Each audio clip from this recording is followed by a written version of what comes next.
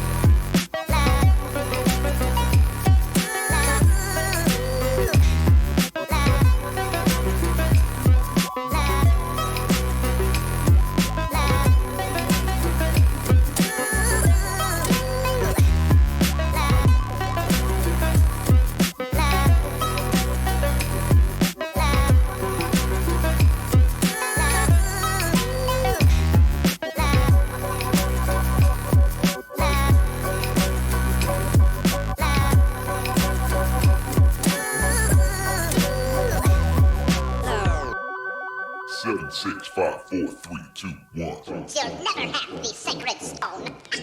Oh, this you crazy mother.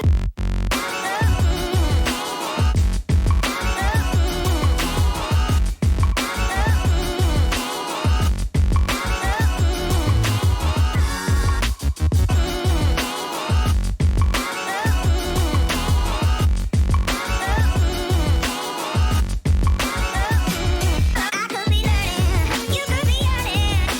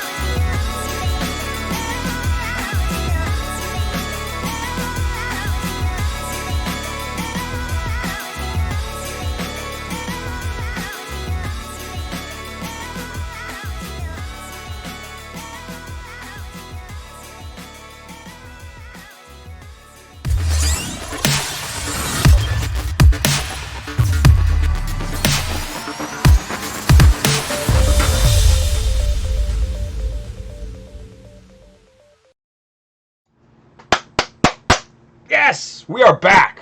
What's going on, everybody? Tim the out of Mecha coming to you live. Welcome to the live stream.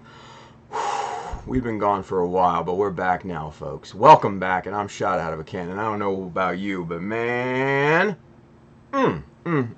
we got lots of stuff to talk about tonight, you guys. Lots of stuff happened between the stream like a week and a half ago and tonight. All right, so we're gonna jump all in it. We're gonna talk about all of it. It's just gonna be a good time. All right, so man, what's up, everybody? Welcome back. It's good to be back. It's good to be streaming, you guys. Okay, so let's get the business out of the way first. Okay, let's do that. Mecha. Rocking the blackout. Come on and get some. If you want one of these shirts, go hit up chowdamecha.com. Hit the store button at the top. You're going to be transported to the store where you're going to find t-shirts, hats, bags, all sorts of goodies. Go get you some of that. I don't know how much actual work we're going to be doing tonight, but if we do and you want to take a look and see the tools that I use, hit up the link just below, that little Amazon link, and it's over here on this side on Facebook. Go ahead and hit that. We've already sourced all that good stuff for you. Bunch of tools, bunch of materials, some books for inspiration, and all the gear that we use here to make this stream and Gunpla Talk possible. And speaking of Gunpla Talk, this Saturday is the next episode. And that also means we're going to be announcing the winners for the fundraiser / giveaway. Yeah, it's about that time. About that time! So somebody's going to be walking away with some prizes on Saturday. Well, at least figuratively, anyways. So, let's see. What else? There's nothing else. Let's get into it, shall we? All right, so we're going to do this in chronological order, okay? We're going to talk about the parachute first, because that was the first thing that happened after the last stream. So we're going to talk about that real quick first, and then we're going to jump into SCGMC, and then we'll talk about oh boy, we're going to talk about this past weekend, you guys. We're going to talk about that in just a little bit, because I got a lot to say about that. I'm going to tell you what. It was sad. Sad. All right, but first, let's talk about parachutes, shall we? So let's go to camera 2. All right, so last time we spoke, we had decided upon a styrofoam form for the parachutes. Now, that looked great. It formed perfectly. It seemed to be the solution, right? Friday after the stream, because we had a stream on Thursday of, it was Thursday because it was a previous Wednesday. So on Thursday, after the stream, went ahead. That was weird. Something dropped over in the corner.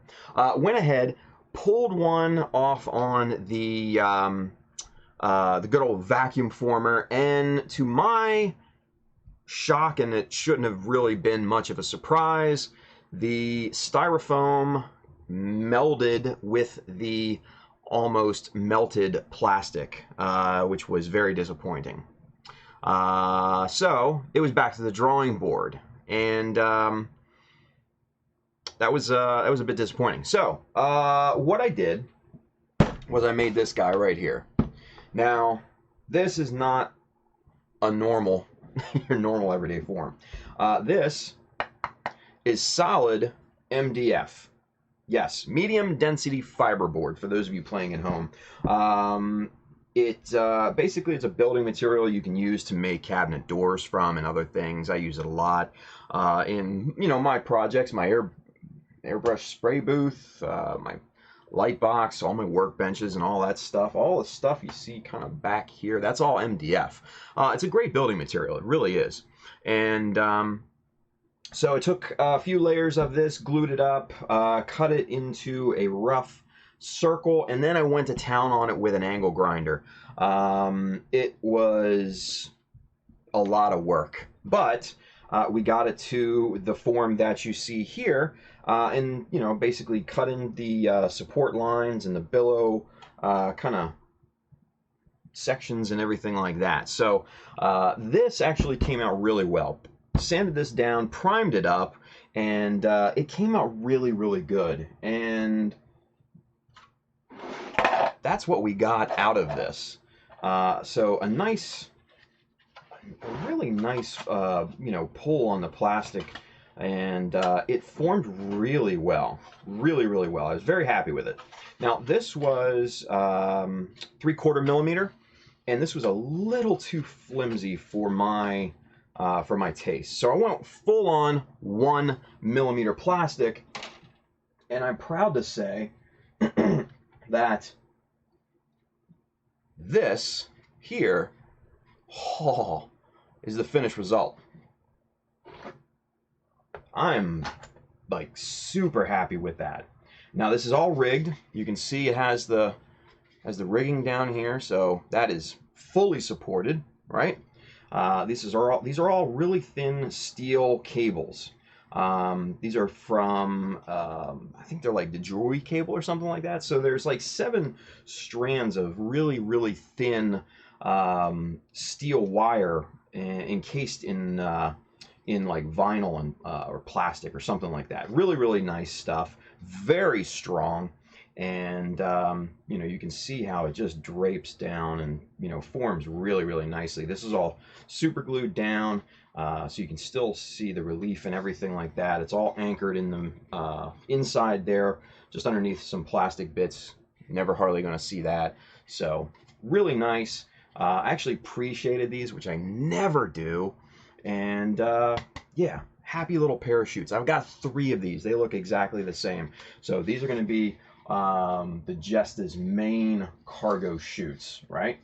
So that's what that looks like. So parachutes are done, right? So we move on. What was next? Well, SCGMC was next. Guest of honor belt. They gave me a belt, you guys. I mean, I could feel the love, right? It was awesome. Like the sign says.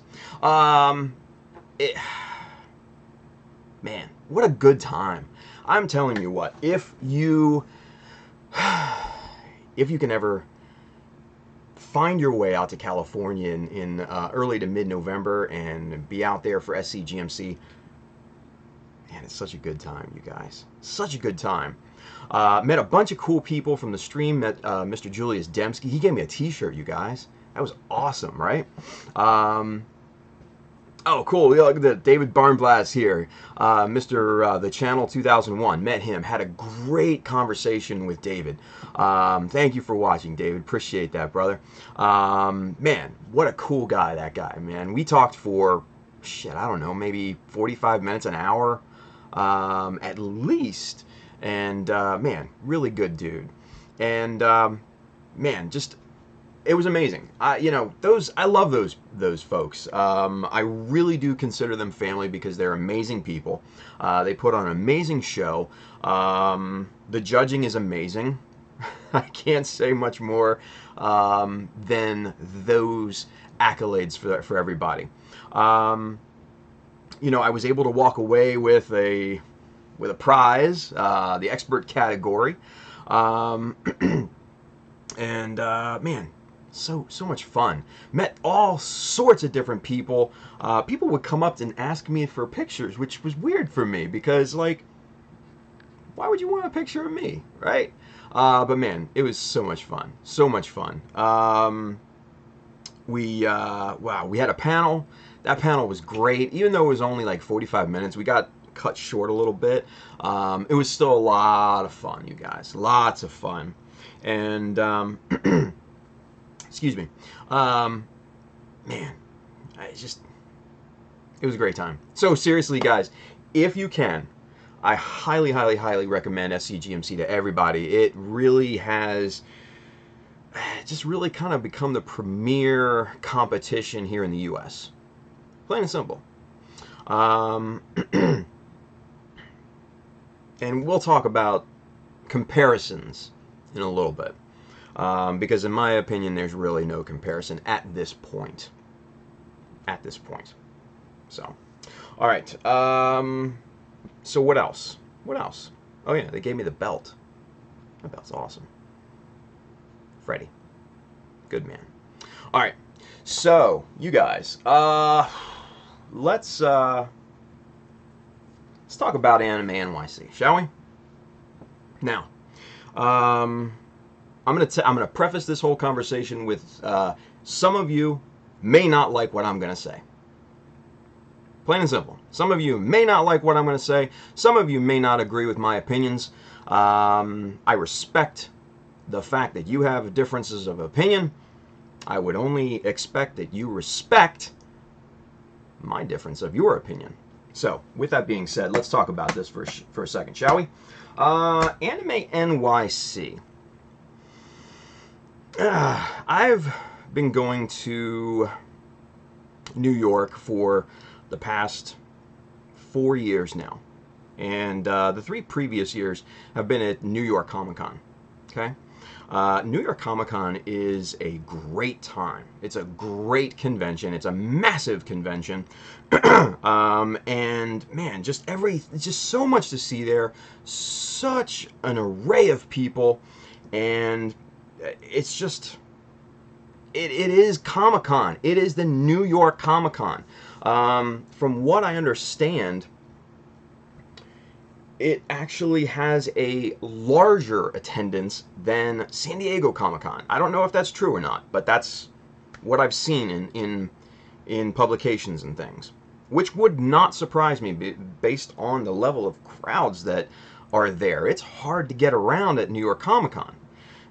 So, I am basing my opinions, my comparisons, off of what I've experienced at New York Comic Con and the good times that we had there. Let's see. So, AnimeNYC. It didn't start off very good. It just didn't. From what I've heard. I got there actually. I went. Yes, I went to AnimeNYC, you guys. Now, I know. I fibbed. I told you guys I wasn't going. I wanted it to be a surprise. Can you blame me? But no, I was there on Saturday and met a bunch of awesome new people, met a bunch of really cool folks, saw a good bunch of old friends and stuff, and just had a great time, you know, speaking with them. The rest of it was terrible. I'm not gonna pull any punches about it. Rest of it was terrible. They couldn't even get letting people in to the convention right. They couldn't even get handing out tickets for autographs right. Like, how hard is that? Really? Like, come on. It was just a mess. It was maybe 1/10 the size in terms of convention, you know, real estate in there compared to New York Comic Con. Saturday, which is arguably the largest day, realistically, it felt like a Sunday or a Friday for some other convention. It was terrible. And you were packed in there. In some areas, you were just packed in there like sardines. In other areas, it's wide open like the plains of frickin' flyover country. And it was very, very strange. Very strange. Let's see. Nobody that I talked to had a great time. A lot of people, I've seen videos and stuff like that. Strider Prime put up a video. I'm friends with Johanny, and he's a good dude. Might be too nice though. He might be too nice because he says that everybody had a great time. No, sorry, man. I beg to differ. Now, nobody I talked to had a great time. Everybody wanted it to be back at New York Comic Con that I talked to. It was just a bad time. The vendor section was terrible. There were no real draws. The artist alley was okay, but it seemed like all the art looked the same. So, it was lame. It was really, really lame. Now, if you're into anime and everything like that, you might have found better value in it. I didn't. I found much better value in New York Comic Con. The spacing between the judging and the actual award ceremony, it's like 4 hours. And I'll be honest with you, I was not going to stand around and walk around that place 5 or 6 times seeing the same things that I had already seen. Wasn't going to do it. So me and my wife and my kid, we rolled out like, it must have been like 2:30. And we maybe stayed there. We maybe stayed there for 2-3 hours tops. And we saw everything in that time. For someone that had maybe like a 3-day pass, I don't know what you guys did with your time, to be honest with you. I just don't. I have no clue. Yeah, there were some extra panels. There was the Gundam narrative panel and things like that, which I heard was kind of cool, actually. And beyond that, I mean, what else are you going to do? There wasn't really much. So AnimeNYC was just honestly for me a total and complete waste of time. And then it comes to GBWC. Wow. Some of you may have been reading on the Facebook groups and things like that. Some rumblings, right? So let's talk about this for a second. In my opinion, this had to be the worst example of a GBWC competition that I have ever witnessed in my life. Ever. Just a complete and utter debacle. Okay? They had one of those row display cases. One for New York. There's a lot of entries in New York, you guys. A lot. They had one display case. That right there just shows you that somebody didn't plan correctly. Because in all the other years, they've had at least two. At least two. They ran out of space very early on. And they had to start taking away the single display units, and they had to start placing entries into that, which was stupid. It was dumb, because if you have a bigger piece, and that's kind of where they went, if you have a bigger piece in its own unique, really nice looking display unit, someone could argue that that would be an unfair advantage, simply because it's on display by itself in this wonderful setting, as opposed to being on a shelf next to 30, 40 other different models. Right? So that right there. Xavier, I only saw one, buddy. Sorry. I saw one. One long display case. I only saw one. And even with that, there still wasn't enough room. So, I appreciate the comment, brother. I thank you for watching, but I only saw the one. Yeah, and Andrew was there. It was one. It was one. From what I've also heard is that there weren't enough, they ran out of space, and I can't confirm this, but I've heard that people were turned away from entering models. What is that? How are you going to turn somebody away from entering into a competition? Especially the biggest competition in the U.S. How are you going to do that? How is that fair to people that legitimately want to enter, that legitimately want to show off their models and want to compete? How are you going to turn people away? I mean, I entered, and just for shits and giggles, to save me a space, but I didn't get it done. But that's okay. It probably would have not had space for my entry anyway.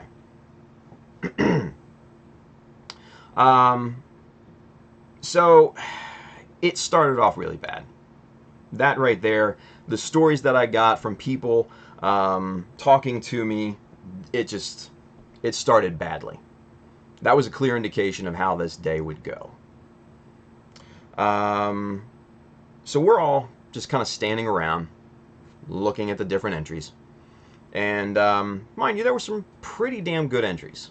Pretty good entries, right? But the overwhelming theme that I got out of the day, that it was a very Plan B, Plan C year. There were people that didn't enter, and those that did entered their Plan B, and in some cases their Plan C entries, right? So that right there tells me another thing, that this is a down year for GBWC in the US. Because when New York of all places, doesn't come with their A game, I don't know what to tell you, guys. I don't know what to tell you. And then comes the categories. Now, I understand the intent of the categories here in the US. I understand that. What I don't understand was what was so wrong with the way that it was. Let me explain.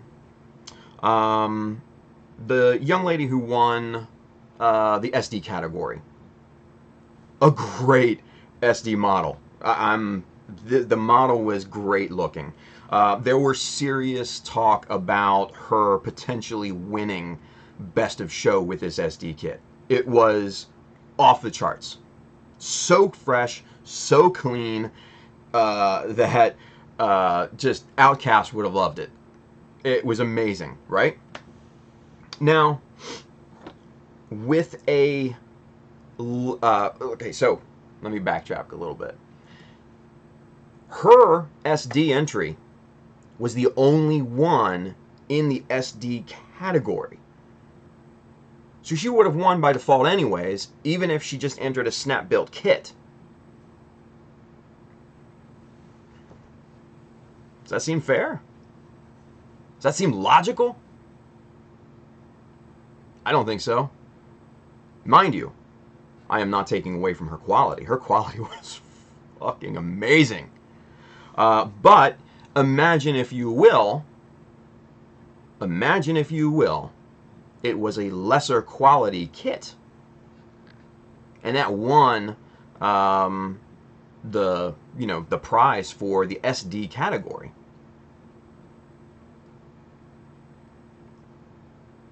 It doesn't make sense to me. Because how is it fair for someone to enter a lesser quality kit, which hers was not. Hers was amazing quality. Let me keep saying that. But how is it fair for someone to win a category by default when someone who spent many, many hours perfecting their particular entry didn't win anything? Like my boy Ray. For those of you guys who didn't see, Robo Ray Charles on Instagram and Facebook, his hazel was sweet, you guys. His hazel was amazing. So please go follow him. It was awesome, and I love his work. Love his work. It's so clean. He didn't win a thing. Not a damn thing. So yeah, I absolutely don't understand the categories. What's wrong with first, second, third, like it used to be? Nothing wrong with that, because at that point, you're awarding merit. You're awarding skill level. I think that's fair, right? What do you guys think? I think that's totally fair. Maybe I'm crazy. I don't know. And then it comes to the biggest shit show that I've ever seen. And that's the judging. You guys, if I seem angry, if I seem upset, it's because I'm passionate about this hobby. I wouldn't be doing this live stream 3 nights a week if I wasn't passionate. I wouldn't be busting my ass making a world-class entry if I wasn't truly passionate about this hobby. I love this hobby, you guys. And I don't want to see it here in the US go to shit because of bad judging.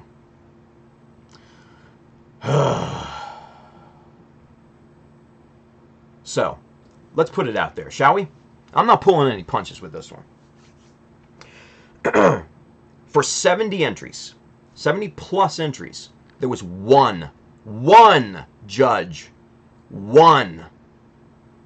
How, in any realm of your imagination, is that fair? How? It's not fair.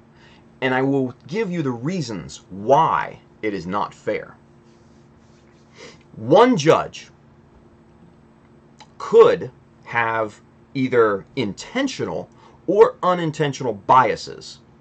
Either thematic biases, meaning they don't like weathered kits, or they don't like pre-shaded kits, or things like that. Things that they may not think about, things that they subconsciously are biased against. How do you prevent those subconscious biases with one judge? You can't.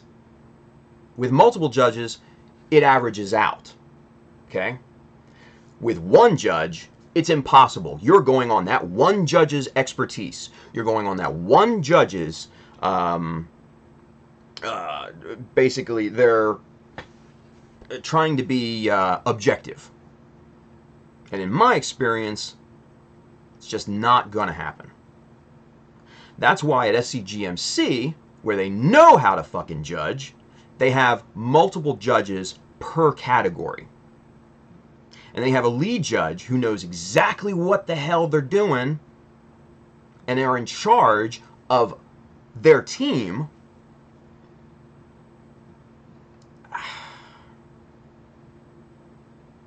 It was terrible. The judging was terrible. The guy who judged, I hate to say it, doesn't seem to know shit about the hobby. I'll put it out there right now. Xavier, if you're watching, I'm sorry, brother, but it's true. I know they tried to teach him at SCGMC because he was there, and I saw him judging at SCGMC. And I know he's your boy, and I know he's your work colleague. And I respect you for standing up for them and for Bluefin. I respect that. I do. But he's no judge. David Clark is no judge. And he should not be in charge of GBWC here in the States. Plain and simple. Now, let's talk about the rule enforcement. These third-party parts rules. You guys, I don't know if there's anyone else here in the States that's more read up on the rules for GBWC here in the States. I've read the rules backwards and forwards 30, 40 times at least. At least to know my shit inside and out. The rules are intentionally vague. The rules are written because they can do whatever the hell they want. Okay? Third-party parts. Let's talk about this topic for a second. Kevin Zhang, Mr. Dash, we all know him. We all love him. He's a friend of mine, probably my main rival in this hobby, which we've had fun with, you guys. I love the dude to death. He's an amazing modeler. I respect everything that he does, and man, that dude makes us all better. He does. He makes us better. He makes me better because I know year in and year out I have to step up my game to match his. If you didn't hear, he got disqualified this year. Disqualified because he used third-party parts. Chris Robledo, Mr. Squee, another good friend of mine, another amazing modeler. He got disqualified for using third-party parts. Now, in years past, it probably would have been looked over. It probably would have been perfectly acceptable. It probably would not have been a thing, and right now we would have been cashing Kevin's ticket to Japan. It's probably what would have happened. But no, he got DQ'd for using third-party parts. So, what happens when in previous years it's completely acceptable here in the States to use third-party parts, but now all of a sudden it's completely unacceptable? Sorry, I call bullshit. I call bullshit. Absolute, unadulterated bullshit. So, several years ago, Kevin won or North America. At that time, it was North American GBWC. Sorry, he won North American GBWC with this really cool customized RX-78, and it had these big arms, kind of in addition to the normal arms, and he had parts on there from the old Aco Hobby Power GM, like from way back in the day, from like the early 2000s. I actually still have those kits because they were add-on kits.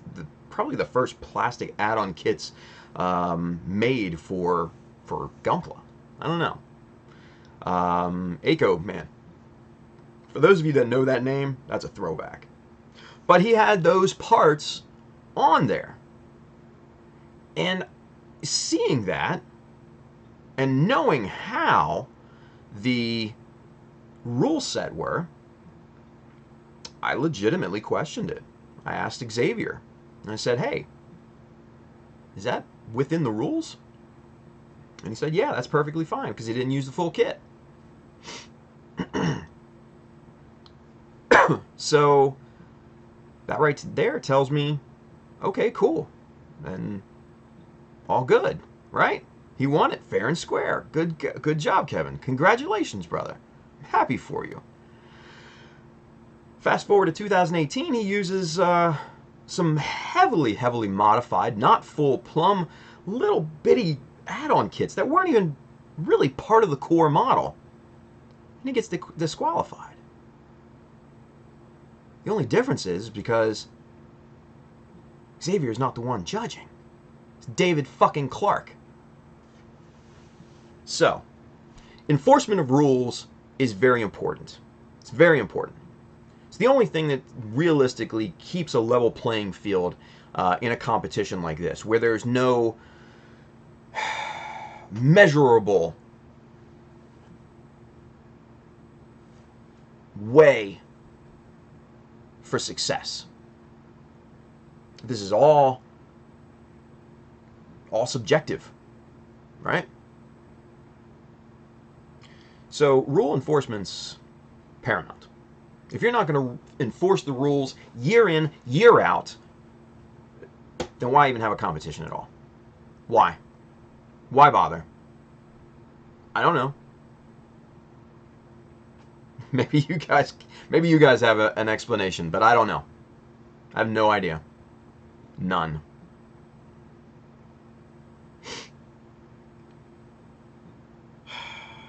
I'm just disgusted. And quite frankly, Bluefin should be fucking ashamed of themselves. It's a bad situation, you guys. Bad situations.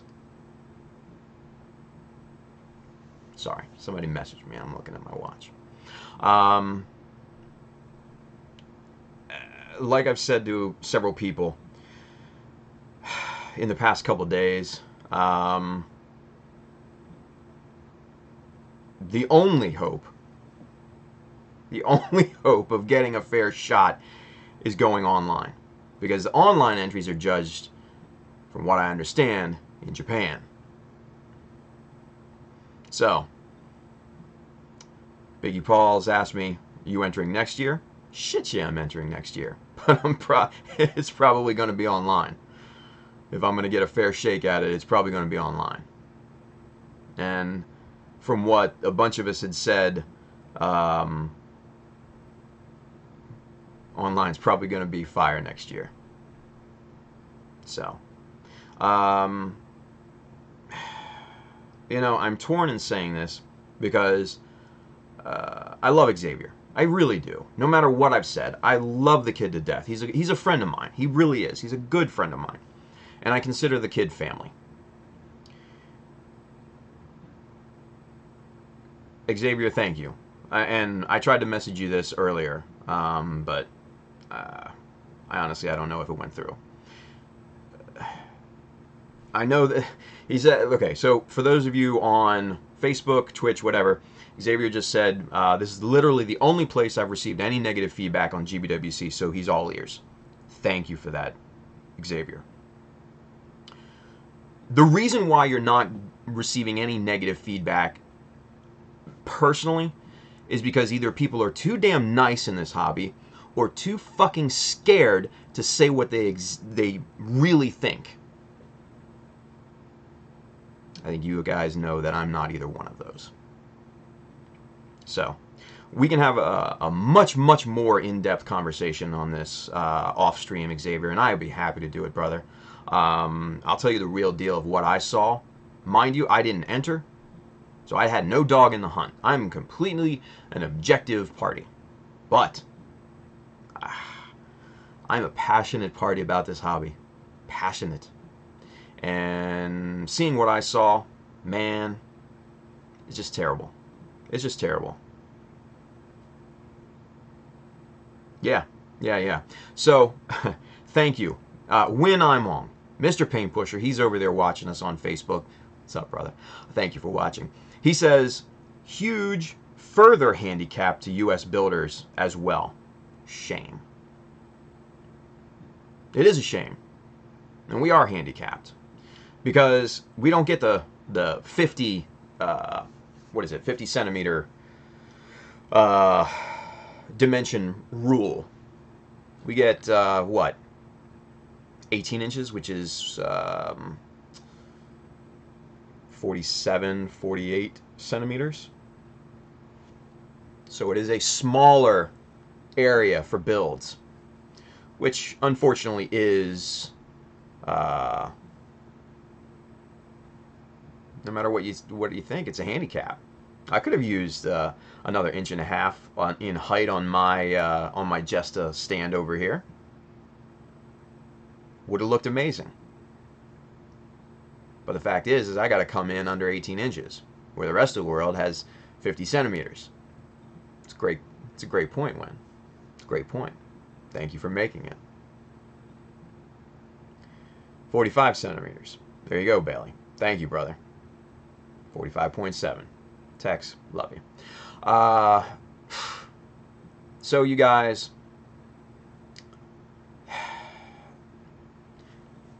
I truly hope that my level of passion doesn't cloud the fact that I'm trying to simply be honest with you about my thoughts in what has transpired at AnimeNYC. It was just a bad time. It was a waste of my time. It was a waste of money. I wish I hadn't have gone. If it weren't for my boys up there, all the guys, if it weren't for you guys and meeting, like, new folks like Shane, the Daft Robo, Geo, Gumplet Geo on Instagram, if it wasn't meeting those guys and a bunch of other ones, I would have felt that it was a complete and utter,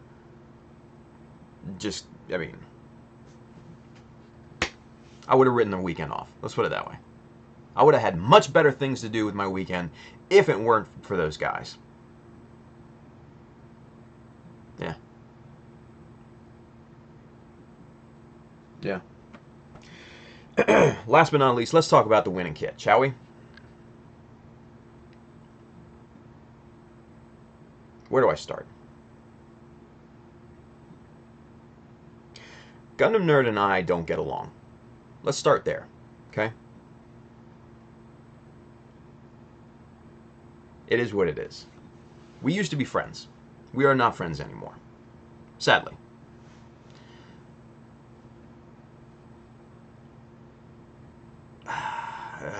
There were mold lines. There were seam lines. There were nubs.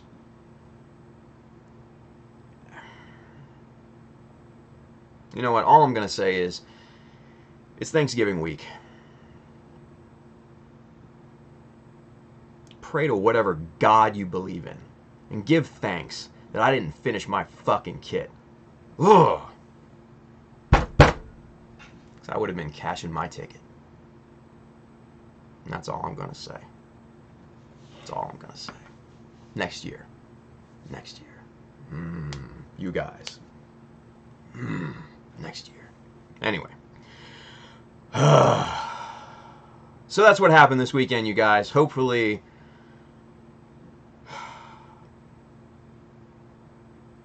that doesn't diminish your desire to enter GBWC. Because, like I said, you can get a fair shake through in GBWC if you enter online. because that goes straight to Japan. Those guys know how to judge, or at least it looks like they know how to judge. We'll see. We'll see. So, there we go. There we go. Honest opinions over. Let's get to work, shall we? Oh, I love you guys. I love each and I love each and every one of you. I really do. I really do, man.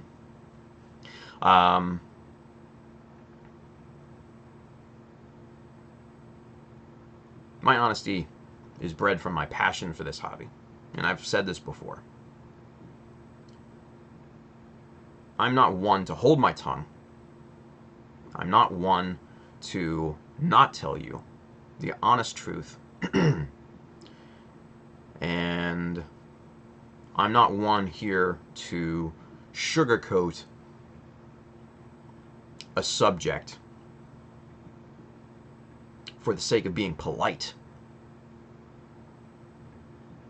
If something is wrong and I see it's wrong, I will speak up in opposition to it. And that's what I'm doing here tonight. AnimeNYC was a complete and utter debacle. It was a waste. US GBWC would have been better off not even holding it. That's my opinion. So, I highly recommend SCGMC. They know how to judge. They know how to put on a good show. They know how to welcome you and treat people. And man, is it such a good time. Wish we had that every weekend. Wish we had that every weekend. So, go check out SCGMC next year, you guys. Fullerton, California. It's going to be sometime in November. I don't think they've set the date for it just yet. But,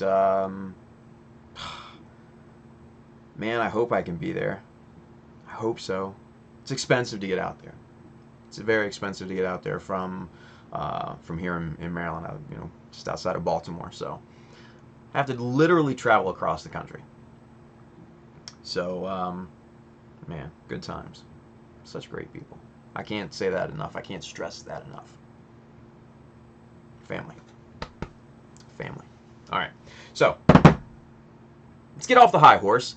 Let's come down from the virtual Apple crate and let's get on. Let's show you what we've done thus far. Man, we've already wasted 50 minutes on ranting and raving and all that. So let's take a look and see kind of where we are with things, shall we? Let's do that. So if you guys want a jet, it's cool. If you want to stick around, man, even better. Come check it out. Come check out the work. You'll be impressed. I hope so anyways. All right, so let's start with the base, because the base, you guys, I am so happy with this base. Now, still in process. It ain't finished. Oh, you got a sneak peek, but it's getting there. It's getting there. And it's not screwed together, so it's a little fragile right now. So, let's get this into position where we can show you what the deal is, right?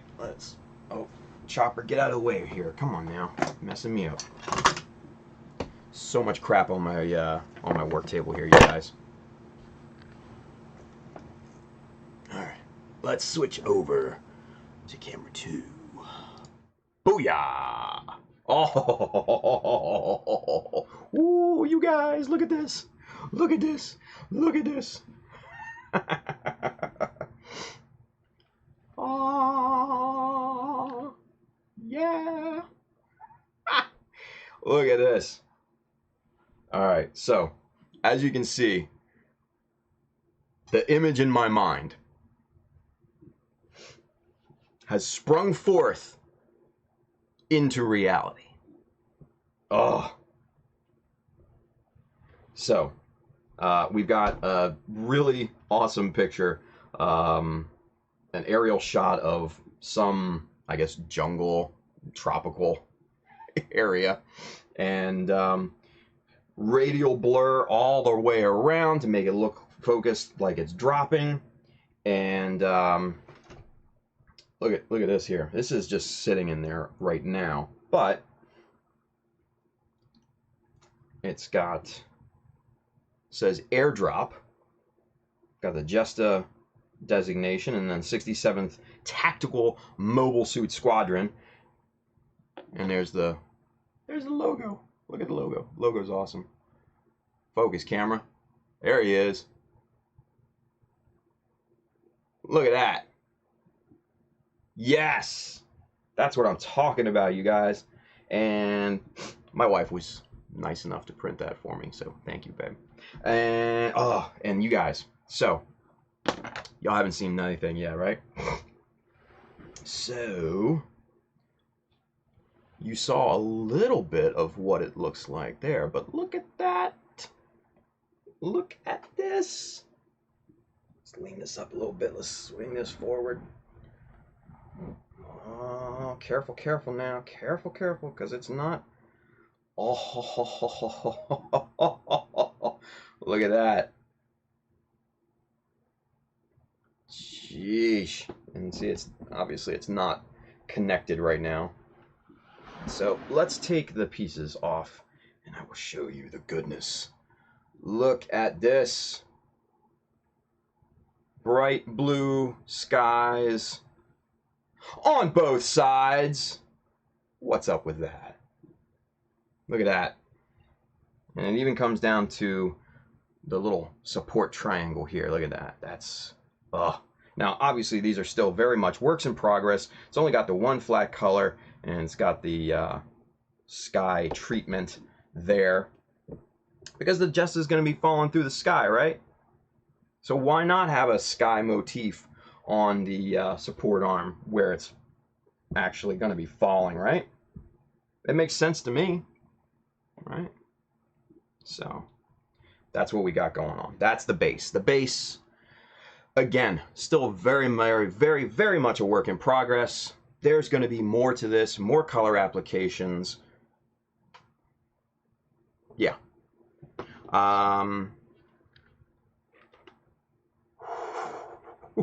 Painted parts. Painted parts. Are you kidding me? Painted parts already? Yes. Let's get the base out of the way. Let's show you some painted parts, shall we?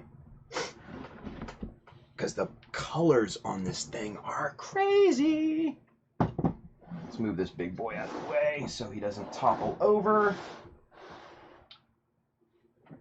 Stay. All right, so bang, painted parts. Painted parts. All right, so let's jump in. There are, what, 4 colors. No, 5 colors in here right now. There's this amazing, amazing red. And let's get you zoomed in so you can see this fire-ass red here. Boom, look at that. Let's get this out of the way. Let's hook it up. Oh, you guys, look at this. This color, this red color, is the 40th Gundam, rewinded back. This particular color is the Mr. Hobby 40th anniversary previous red. And this is a strange color, you guys. This is a strange color. I'm going to tell you why. Because when you spray this initially, I've never seen a paint color work like this. But when you spray it initially, it's a magenta, right? And what you have to do is you have to keep spraying it and build up the saturation, unlike any other color that I've ever seen. And it's not in the same way that, you know, you just build up color. No, you're not building up color, you're building up saturation. You could have a complete coat on there, but it would still be magenta. You need to build saturation.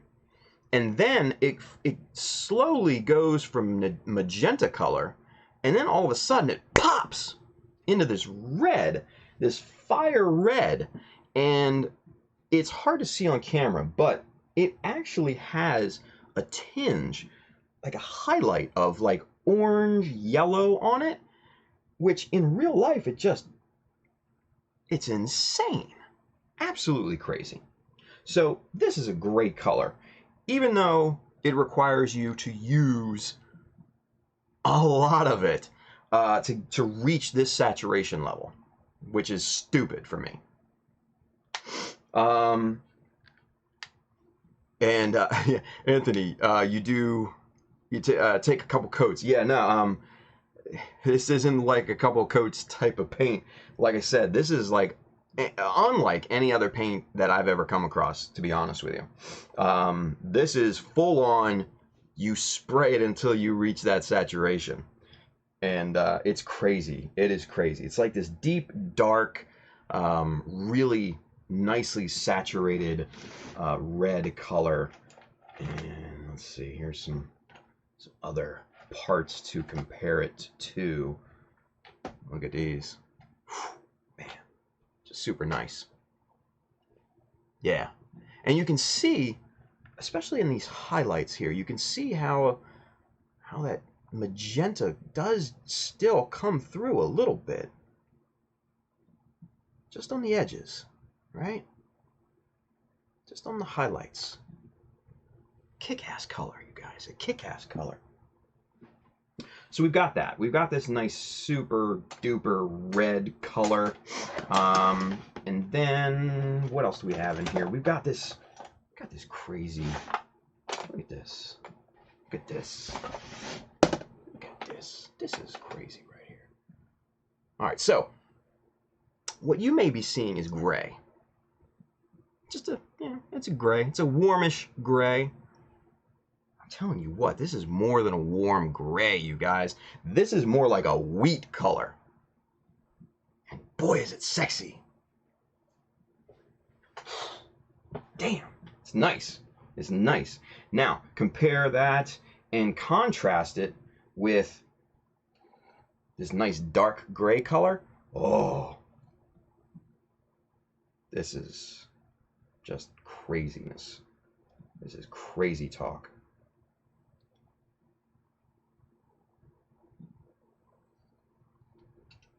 All right, come on, get together.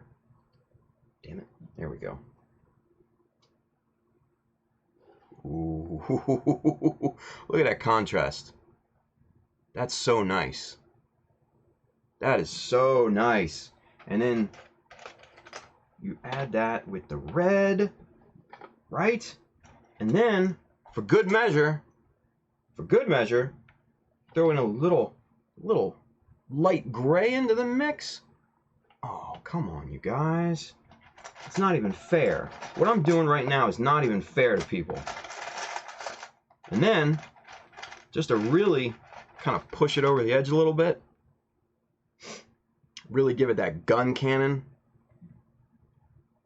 Oh, you give it just that little pop of yellow. Just that little pop. Just a little hint. Just a little hint of yellow.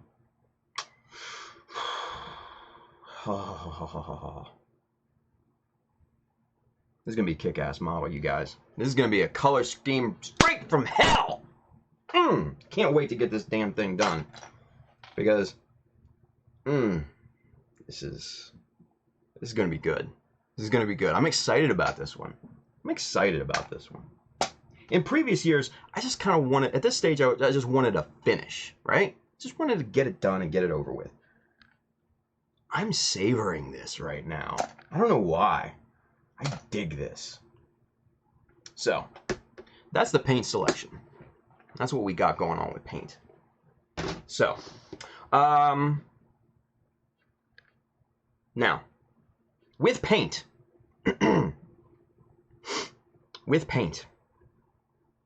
sometimes you make mistakes. Sometimes you paint things accidentally the wrong color. Sometimes you paint things and you look back at them and you're just like, oh, I don't like that. Maybe I should have painted it another color, right? So that's where stripping comes into play. No, you don't need a dollar bill. Andrew, don't even ask. But anyway, so paint stripping. Paint stripping can be either insanely easy, like I'm going to show you, or stupid hard. If you go to look for answers on, you know, your bigger Facebook groups and things like that, chances are you're not going to find a proper answer. You're probably just not going to. But I'm going to show you. I'm going to show you my method. Because it's important to come up with your system. It's important to have a consistency in your system. And what I mean by system is your choice and types of paints are going to dictate what you use to strip said paint. So if you're using like acrylic, like normal acrylic, like Vallejo or Tamiya, you would use something like Windex, or you could use isopropyl alcohol, things of that nature. Now, if you're using a solvent-based paint, i.e. lacquers for lack of a better term, like I do, like Mr. Color, then you would absolutely use 91% isopropyl alcohol. This stuff right here will eat through Mr. Color and lacquer-based paints like a hot knife through butter, and I'm going to show you right now how fast it works. Live demo. Live demo. And we're going to show you. So, let's pick a part that I'm not too happy with, that I think should have been another color. Let's see here. What shall we pick? What shall we pick? Who's going to be our victim tonight? Let's see. Let's see. Let's see. What do I got in the box here? Let's see. Let's dig in this box, shall we? We're going to dig in this box. Let's see. Where are we going? You know what?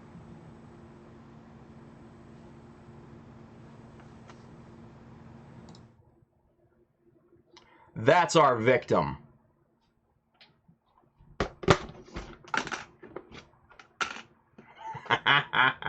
The one we showed. Yes. This guy right here is going to be our sacrificial lamb, you guys, because I thought it would look good in red, but mocking it up to the rest of the parts, wasn't quite happy with it. So, 91% isopropyl alcohol. This is simple stuff. This is just the Equiline that is available at Walmart. This is like $3 for this bottle. I've got like a whole shelf of it over here because I use it not only to strip parts, but I also use it to clean my airbrush. You don't need lacquer thinner to clean your airbrush if all you're using is solvent-based paints, because this stuff is golden.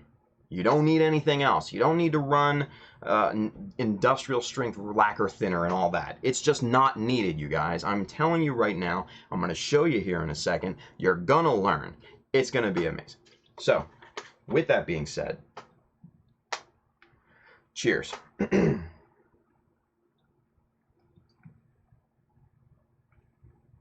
Get that submerged, all right? So we wait a few seconds, okay?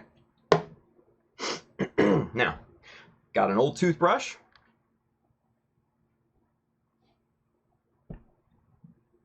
It's only been sitting in there for a few seconds, right?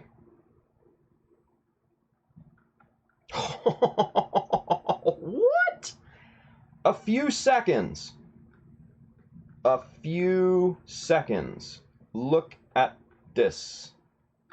I'm not even like applying much pressure and it's just flaking off. That, my friends, is a perfect example of how well this stuff strips solvent-based paint. Come on. It shouldn't be this easy, right, Tim? No, it really is this easy. It is this fucking simple. Come on. Like, this is stupid simple. Stupid simple. Look at this. Like, it's only been in here for like a minute, and you could literally take the paint off. You could just get in here. Watch this. Okay.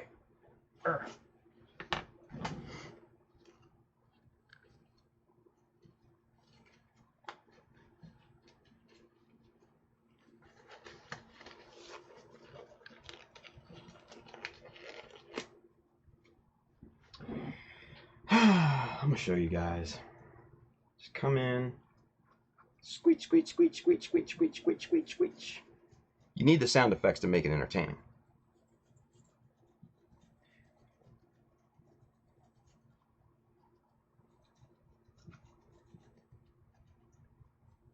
Look, I mean, look at this. I mean, it just falls off, you guys. Like, it's the perfect system if you use solvent-based paints. Now, you can do the same thing with All-Clad. You can do the same thing with SMS. You can do the same thing with Gaia or finishers or whatever your solvent-based paint of choice is. This works the same way. Works the same damn way. And look at that. In just a couple of minutes, probably not even 2 minutes, we got most of this paint stripped right the hell off of this piece. Right off. And this is a little bit more of a complicated part because it has all of these underside like nooks and crannies, and you want to get that. You want to get those clean too. You don't want nasty shit paint and primer and stuff like that in there. So you want to treat your parts good, right? But I mean, look at this. Look at this. This is insane. Now, the alcohol also serves double duty because what you'll notice is once you're done with this, once this is dried, you rinse this underwater, once this is dried, you have a pristinely clean part ready to go for primer and paint again.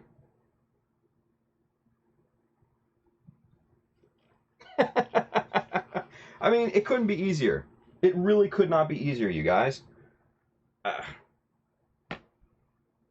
Why are you not doing this? I don't get it. Who's messaging me? I missed this. Okay, whatever. Super easy. That's a couple seconds. Give it maybe an hour to dry. And then you're on your way. You're on your way to priming, and you're on your way to painting again. And the beauty part about Mr. Color is that Andrew telling us not to drink. Wow. Sorry, I just saw Freddie come in with the comment. But no, the beauty part about this and about Mr. Color is that, let me get the damn, there we go, focus on that. The beauty part about Mr. Color is that you can turn around the paint applications very, very quickly. Very quickly.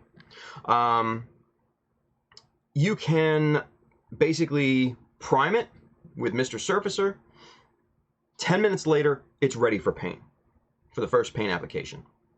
10 minutes after that, you're ready to go for second paint application. You're ready for masking and stuff like that.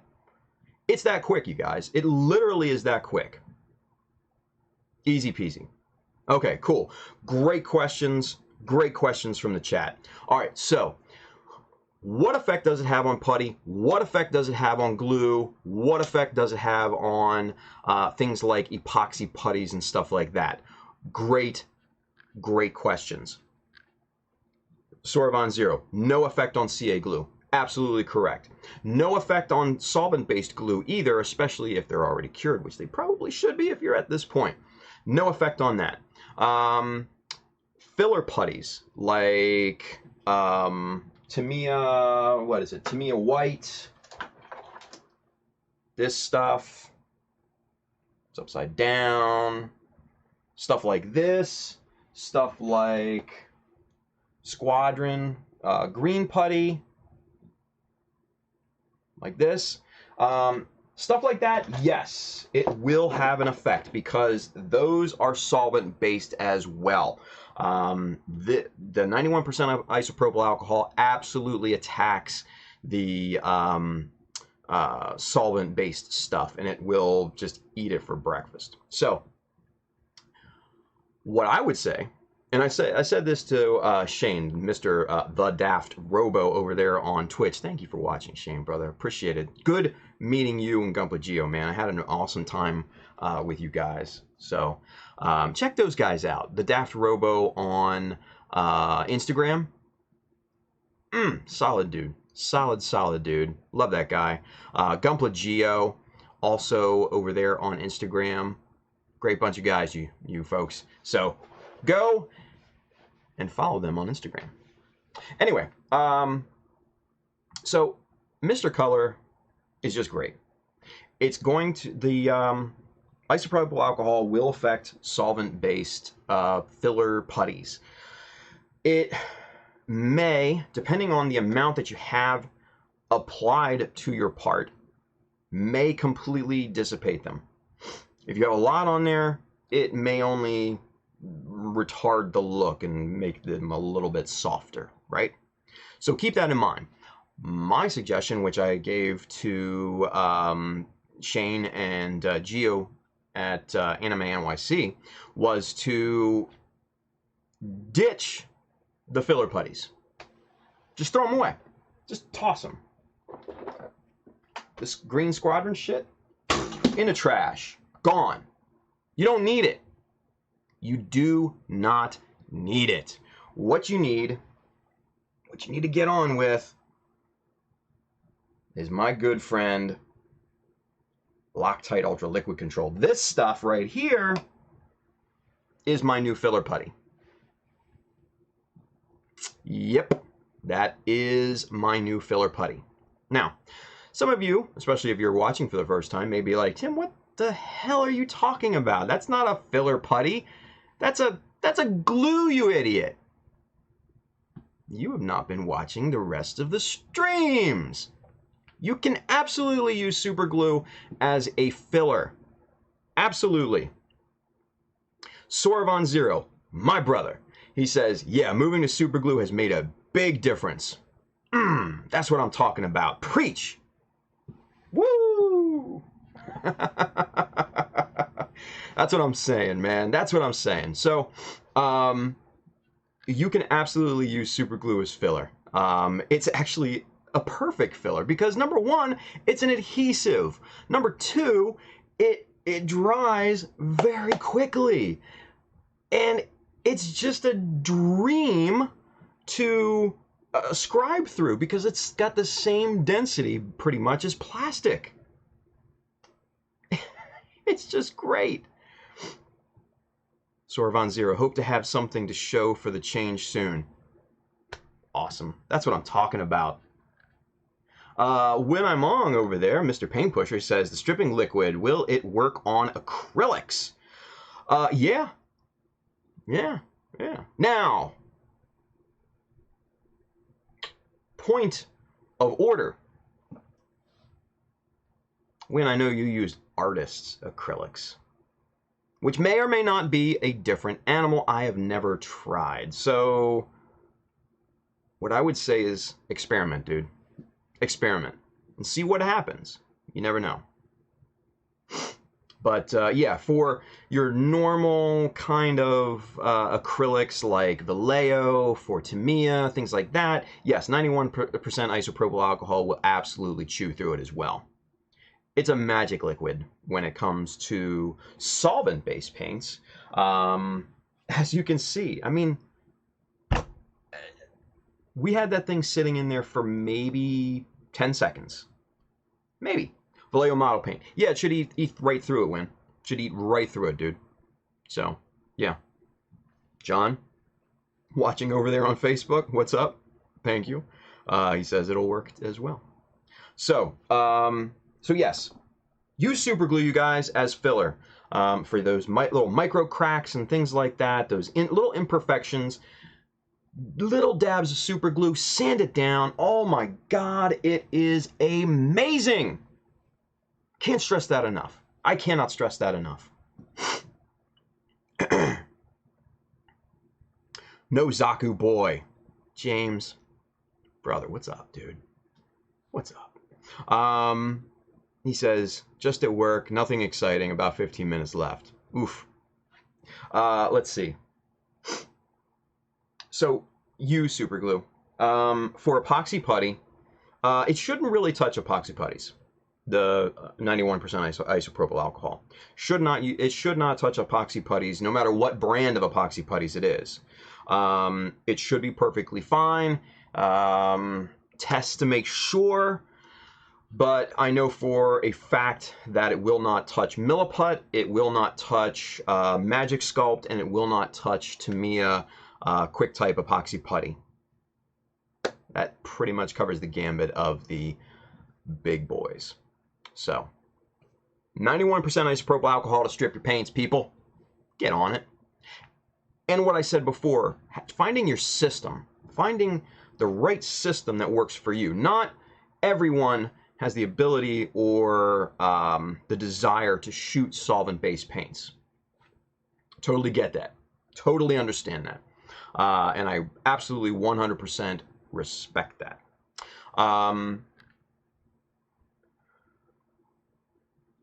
Need to strip all my white parts from... for the Hyzac. Yeah. Guys, the Daft Robo over there on Instagram, he's making this hobby Hyzac conversion. Really good. Really good. Talking about... Sorovan, talking about paint removal is triggering the auto mod all over the place. Stripping. That's funny. Oh, get him $1, people. Get him $1. Anyway, finding your system. Let's talk about that for a second. Let's get back to one camera, because nobody wants to sit and watch a damn part in a bath of isopropyl alcohol. Come on now. So, finding your system. My system of choice is Mr. Hobby. It is solvent-based paints. What I normally do is before I paint, before I prime, I will give the parts a bath in 91% isopropyl alcohol, because like I said before, it leaves your surfaces pristinely clean. It will cut any grease and grime off of your parts, so your chances of having paint pull off or chipping or anything like that is incredibly diminished. Incredibly diminished. I haven't had an issue with paint pull, from masking tape in a very, very long time. Very long time. So that goes to show you that using the 91% isopropyl alcohol for multiple purposes is an absolute no-brainer.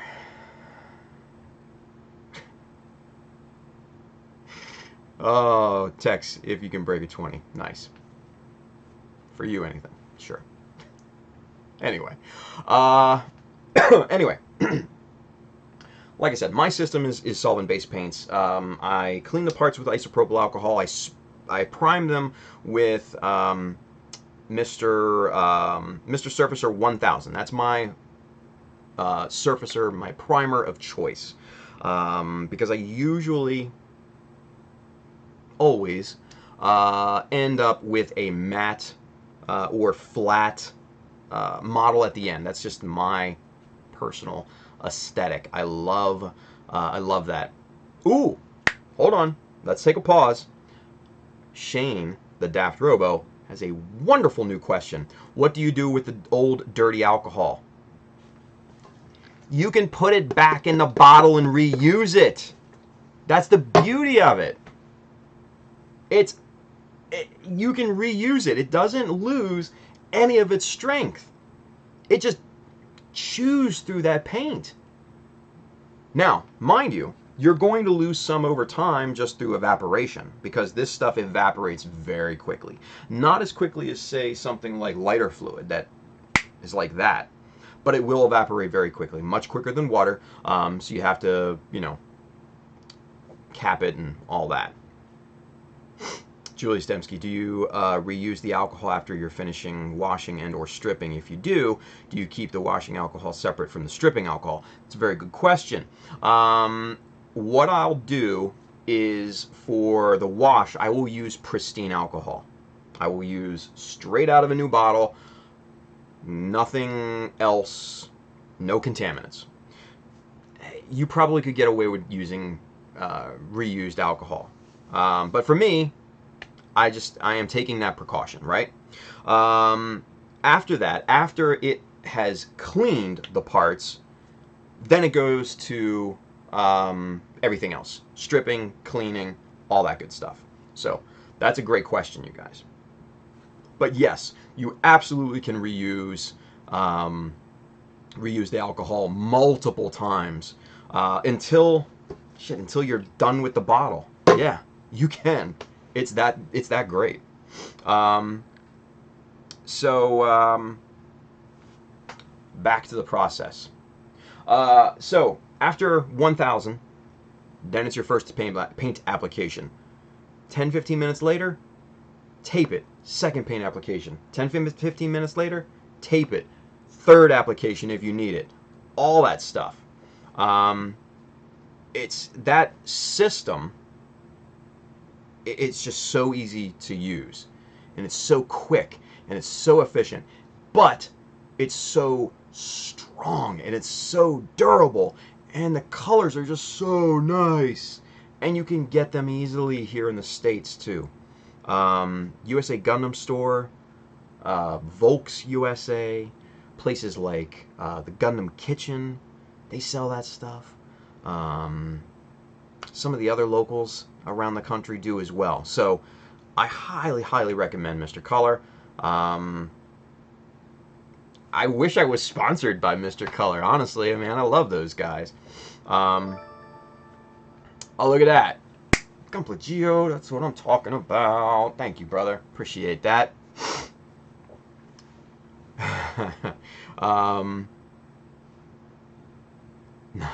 Nice. Freddie Torres, Tim, did you mention you finally got to touch my balls? I did not. I failed to mention that, Freddie. I'm sorry. I got to touch Freddie's balls, you guys. If you haven't seen Freddie's balls are amazing. He won, his balls actually won an award at, SCGMC, I think, right? Didn't your balls win an award? And I also think they won at GBWC Anime Expo, didn't they? Or at least Kawaguchi got a good laugh at your balls. They're pretty balls. They are nice. They're nice balls. They are nice balls. So. Oh, love you, Freddie. Love you, Freddie. Bluefin's choice at AX. Why doesn't that surprise me? I'm just saying. That doesn't surprise me. Anyway. So yeah, so Mr. Color, if you use Tamiya, same type of thing. Use that stuff. With Tamiya is amazing because you can mix Tamiya with Mr. Color leveling thinner and get the same properties in Tamiya that you have with Mr. Color. You can strip it with isopropyl alcohol. You can do all that stuff with Tamiya. And if you use both at the same time,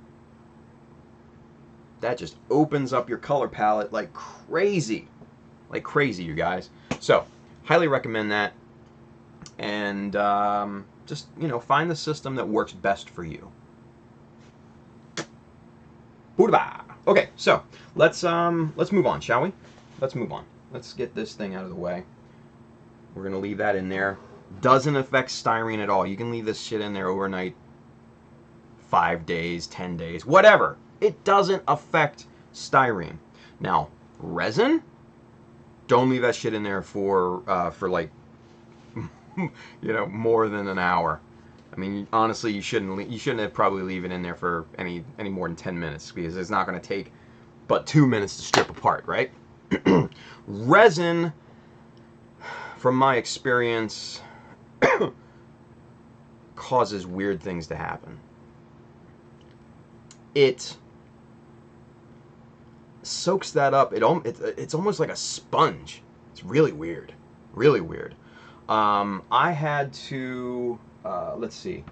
So these old parts from the Hummingbird that I cast, when I stripped them the first time, I accidentally left these in there for like 2 days. And what happened was they swelled up like a sponge. It's like they just kind of soaked that alcohol into the resin, which is really weird. But yeah, don't leave that in there. Don't leave that in there. So you can strip it. It doesn't affect it for shorter periods of time. Don't leave it in there prolonged periods of time. Okay.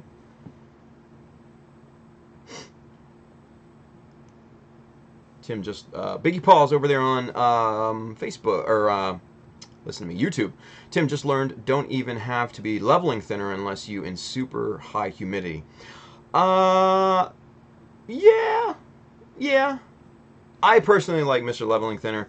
I like to have the little bit of retarder in there, especially when you're spraying it. If it's very, very low humidity, you're going to need that, because that stuff will just dry in midair from your airbrush to your part. It'll dry in midair and it'll give you some nasty orange peel. So that's true. You don't need Mr. Leveling Thinner. Just my preference. That's all. That's all. Okay. So 11:30. Last topic of the night. Let's talk about masking. Now, some of you had mentioned, I think it was Sorvan over there on Twitch, asked, did you miss the masking section? No. It's just been a week and a half since I've had a stream.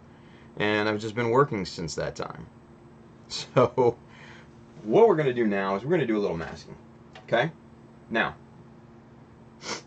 up to this point, I hate to say it, you guys, you've been doing masking all wrong. You've been doing it all wrong. I'm sorry to tell you that. I'm sorry to break it to you. But rejoice in the fact that I'm going to show you the right way. Okay? So, there's going to be a few things that you're going to need to do masking the right way. I'm going to show you those things. Let's get the camera set up, and we're going to get you rolling. Okay? Follow along. Camera 2. Here we go. All right. So, my secret weapon in all of this are two things. This 12 by 12, or maybe a 10 by 10, I don't know. It's just a scrap piece of acrylic. You can see somebody just kind of tried to laser cut bees in here and little squares and stuff. I don't know what happened with it. But this piece of scrap acrylic,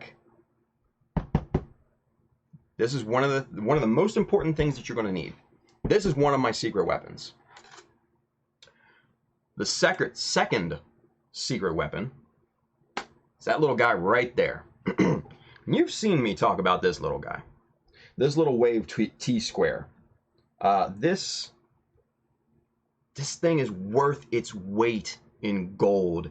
If you do not have one of these, you need to get one of these. They are inexpensive. They are available on Hobby Search, the 1999.co.en, whatever. These right here, this little guy is just an amazing tool to have. It's even better when you couple it with this acrylic sheet. So, as you can see, a myriad of masking shapes and things going on here, right? We'll get into that. Some of the things that you're also going to need.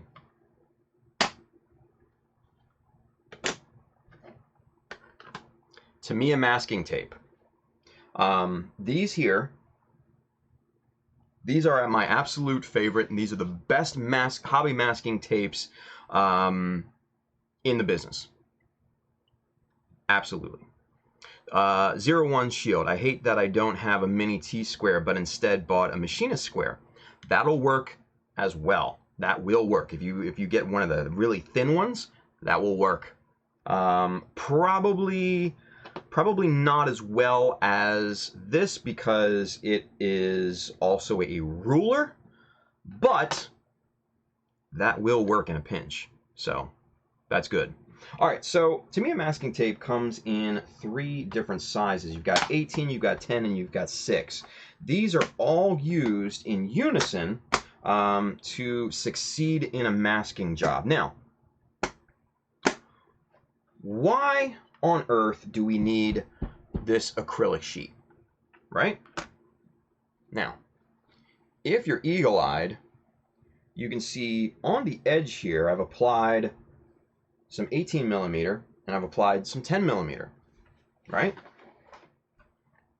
Right here, along this edge, is where the 6 millimeter goes, and I've used all of that, so it's time to reapply. Now, what we do, just take that right to the edge of the area, you pop that off of there, and you hope it doesn't bunch up at the end like it did, but if it does, not a big deal because you can fix that and you can pull it apart like that and straighten it out. All right, so you put that as close to the edge as possible.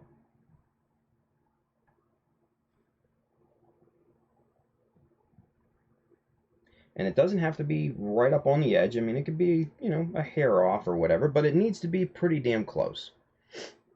Okay? And now, with your T-square, you can go along this edge and you can just cut little strips of this like this.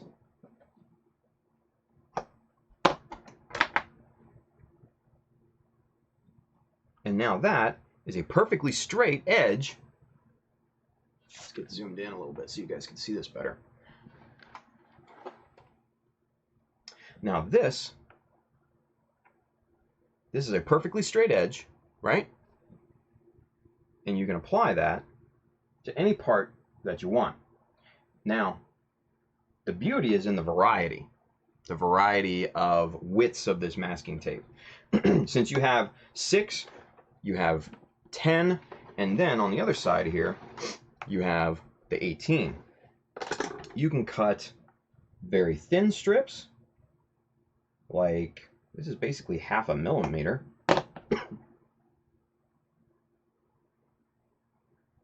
Just like that.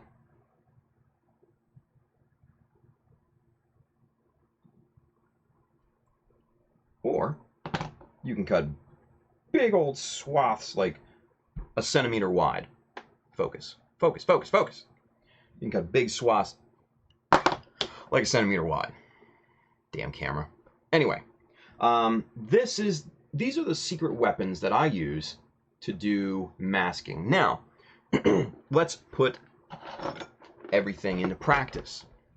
So let's find a piece here. Let's find, okay, so this leg part right here is what we're going to mask. Oh, nope, that's not the one I wanted.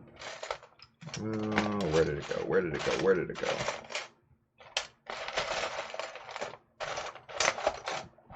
this it? That's not it. Come on.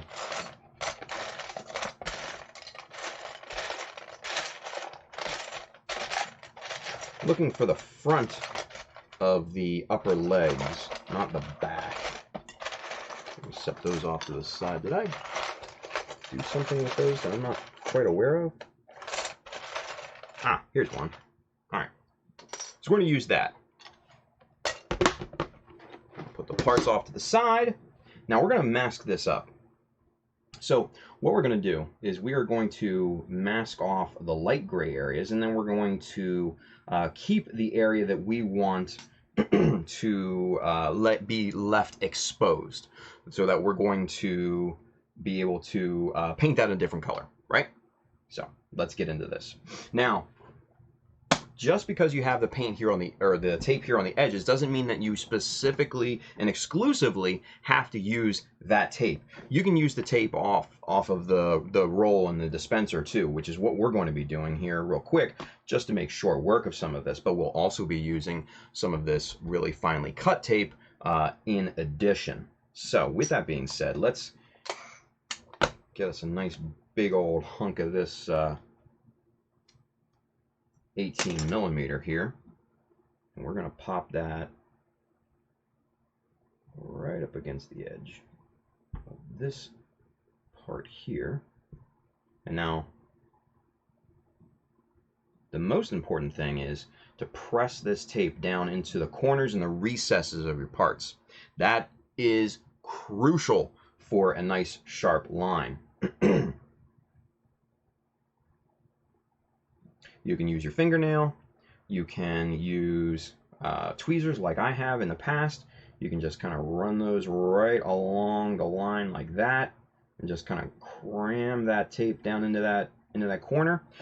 Or you can use, where is it? You can use something like sticky tack, like this, like blue tack, yellow tack, whatever kind of tack. It's the stuff that you know, that you use to mount posters with, right?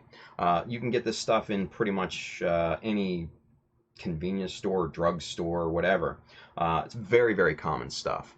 Mine happens to be yellow. You can get it. It's normally like in blue. It's usually called blue tack. But what I do sometimes for a really complicated part, I probably wouldn't do it with this, is just kind of press this stuff down in there. And obviously that's going to really conform with the shape, and it's going to take the tape along with it and press the tape into those recesses. Okay, so that's another method to press that tape down. Okay, even another method are to use things like this. These silicone. These are actually silicone brushes. These are usually made for like pottery and things of that nature. Excuse me. But you can definitely use these to press tape down into the corners as well. Great part is, since these are silicone, they're kind of soft tip, but you can really kind of get in there and just kind of really just press that tape down in there into that crevice and really make a nice kind of flat seal without marring that paint, right? This stuff will not scratch your paint simply because it's silicone. Really, really easy. So those are all easy methods to press tape down into crevices and things. We just wrap that around there. Excuse me. We're going to use 6 millimeter on the sides here.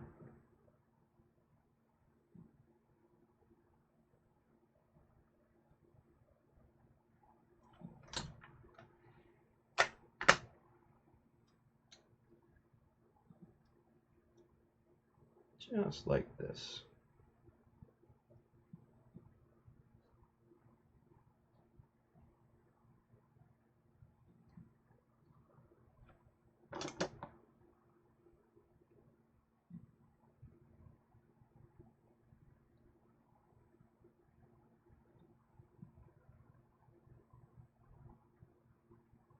Okay.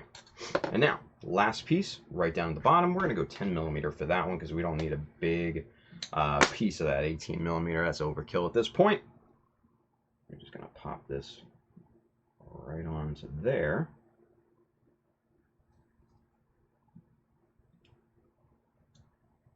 Wrap that around, press it down. And now, what I like to do, since we have that piece, that little section exposed the way that we want it to, what I like to do is just tape up the rest just to prevent any overspray from getting on the rest of the parts. So tape up the back, the underside, all that good stuff, just as a precaution, okay? Because the last thing you want is for overspray to get on a section of your part that you did not intend it to be. That is depressing.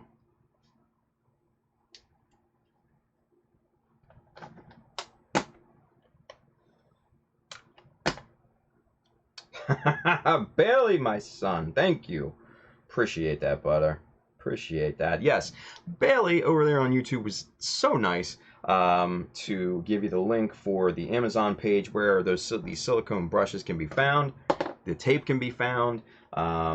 Most of this other stuff can absolutely be found. Small boy. Thank you, brother. Thank you, man. So, there, right here, is your taped up part.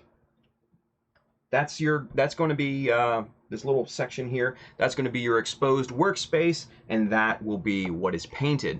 Once you have that painted, once it's dried, yank the tape off of there, and you're good to go. Masking made easy. Masking made easy. Now, let's do another part. Maybe one that's a little bit more intricate, shall we? And let's show you really some good practices here. Okay, we're gonna do that, and then we're also let's see. All right, and we're gonna do a circular mask for shits and giggles, because I know some of you will have problems with cutting circular masks. Okay, now where is it? Where did that thing go? Ah, here it is.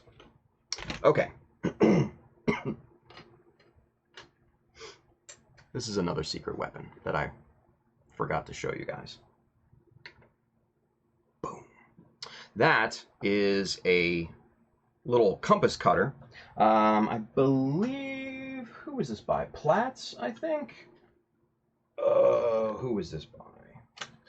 This, yes, Platts. This is by a company called Platts out of Japan, P-L-A-T-Z.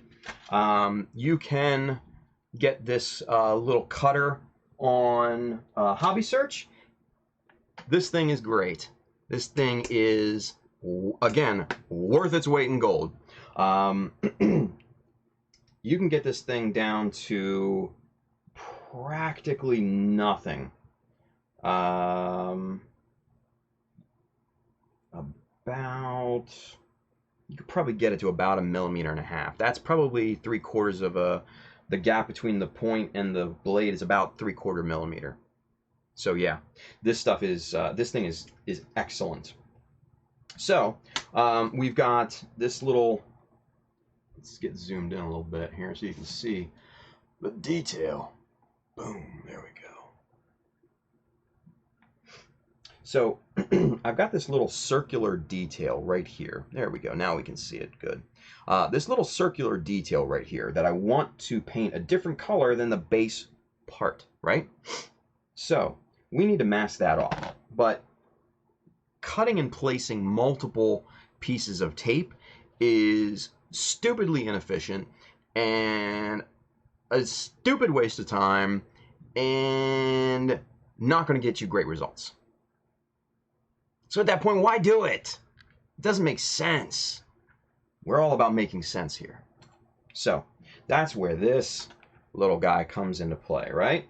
So what we do, excuse me, and it takes a little trial and error because this thing is not a perfect tool in any sense of the word, but it is very handy. I'm going to tell you that right now. So we take our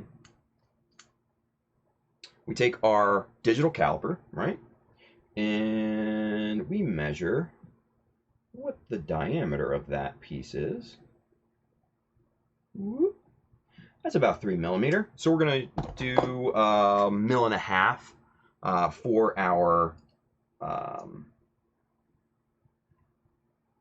for our gap between the blade and the cutter. So there you can see we have a perfect 1.5 millimeter gap on the caliper, right? So now what we do is we just match up as best we can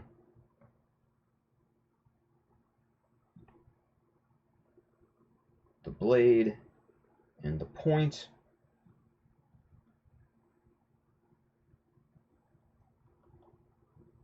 like that. Easy peasy, lemon squeezy. So now what we do is we find a piece of open masking tape. For our purposes, we're going to use this nice 6 millimeter strip right here, right? Digital caliper, cheater. No. Genius. Anyway, so put it right there in the middle. Spin this little sucker around, spin it around. Be very careful because it likes to jump on me. And boom. Now we take out this little circle here, this little circle guy. Get out of there. Put him off to the side. And then we can use our T-square. Chop that off there. Peel this up with our tweezers. And now let's test it out and see if this little sucker fits. Nope, it does not. It's too small. So we got to go back to the drawing board. This is what I'm talking about. This is not an exact science. You will have to do some trial and error. And that's part of this hobby, you guys, is trial and error. It's a big part of mine. Look at the parachutes. Trial and error.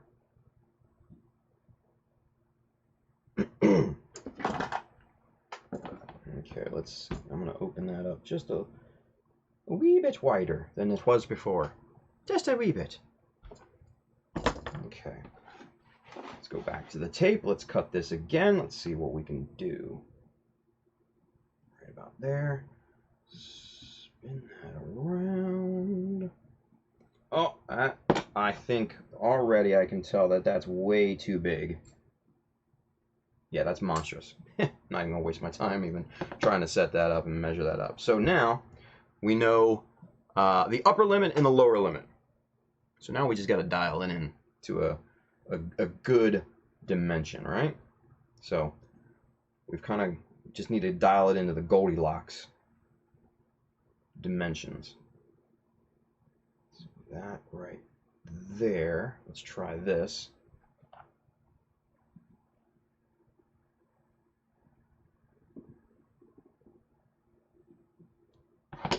All right, let's see. Let's see. What's that look like here? Ooh, I think we're close. I think we're close on this one, you guys. I think we might have a winner. Don't hold your breath, but I think we might have this. Okay, we're going to cut that off. Peel this off with our tweezers. Let's see what we have. Let's get it on camera. Oh, we have a winner. Now, this right here is perfectly, look at that, perfectly masked. That's pretty. That's pretty. Man, take that out to dinner and buy it some steak. That is pretty. That's what I'm talking about. All right, so for this, for something like this, I would probably use the sticky tack, the yellow tack, blue tack, whatever tack you want to, you know, whatever color tack you want, right? This is the stuff that I would use for this particular part, simply because this is so small and a little bit fragile. I would just kind of cram that in there, and that will burnish that tape right down into the part. And there you have it, a beautifully shaped part, or shaped mask, I should say. Yeah, it's nice. Nice. Nice. Okay, so now let's move on to this part. This part is a little more complex than the other two. What I want to do is mask off this middle section here, this little guy right there. Excuse me. Now, this part, obviously it has some bevels down here at the bottom. We need to take those into consideration. Those are important because what you're going to find are the pieces of tape on the short sections of your mask are going to be the most fragile. Those are the ones that you're going to put down first, okay? So, with that being said, we want to place those, and then what's going to happen is the longer runs of tape on your mask are going to help hold those down and support those smaller sections of tape. Okay, keep that in mind. Very important technique. Very important technique. That has helped me so much over the years. So let me illustrate that for you guys. Okay. So we're going to cut a couple 3mm strips of this here. Okay. And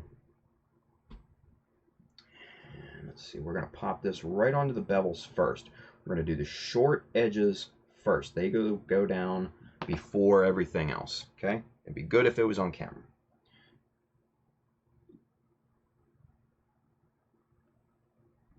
Okay. Do the same thing on the other side, just like this.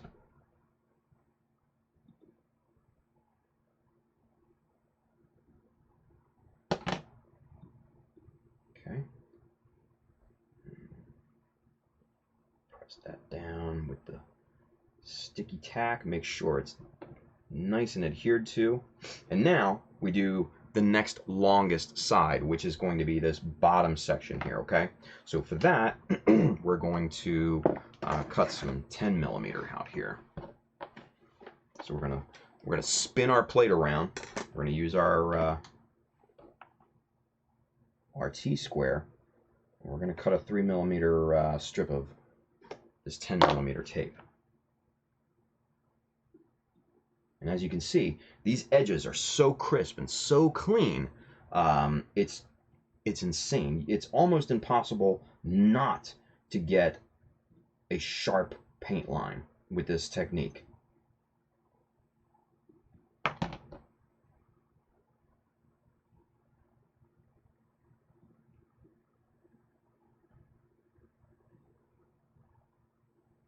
Just cram that tape right into those panel lines. That's what they're there for. They are part separation, color separation types of things. Okay. All right. So now that we've got the three shortest sides masked first, now we move on to the long sides, which are the two vertical sides. So for that, we're going to spin the plate around again. We're going to use the 18mm. Okay. So we're going to cut a couple 3mm strips from that. 1,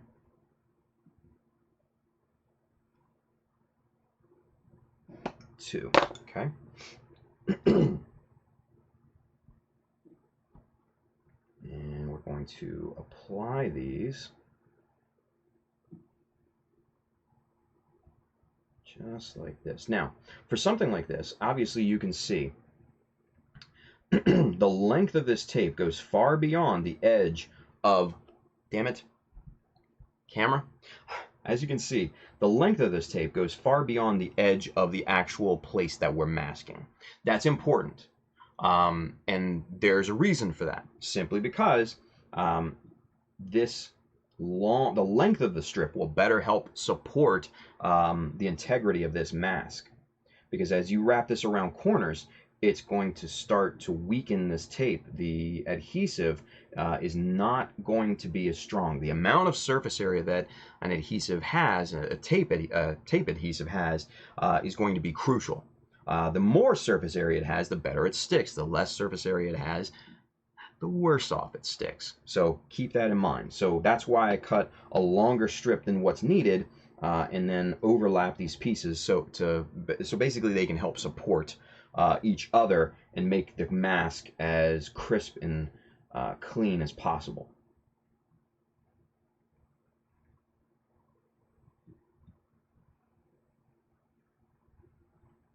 Okay. Excuse me. It's been a talkative night, you guys. And I know I haven't interacted with the chat that much, so I apologize, you guys. There's been a lot to go through, you know what I mean?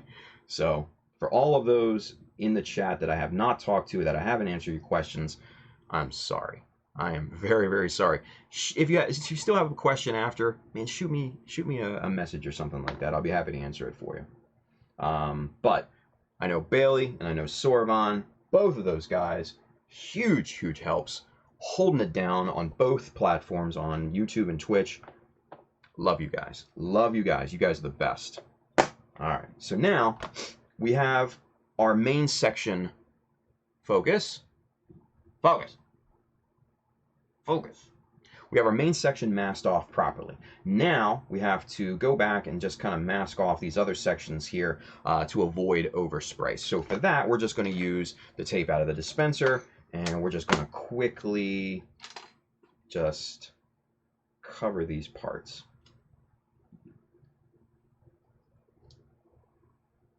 And you can do this kind of crudely. It's not rocket science. Excuse me.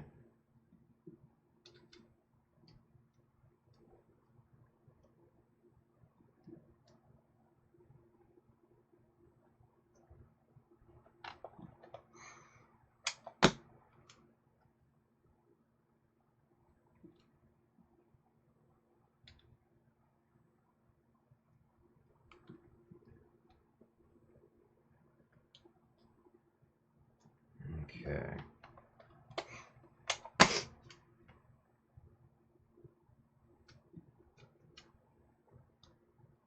And when you're doing the excess masking, the parts outside of the main part of your masking job, you really kind of want to wrap them around almost in a gift wrapping style, right? So you want to wrap them around corners, and you want to wrap them around edges, all that good stuff. And then once you do all that, then you have a perfectly masked part like that, like that, and like that. Oh! Masking made easy, you guys. Masking made easy. That's what we're talking about. Yes. Yes. Whew.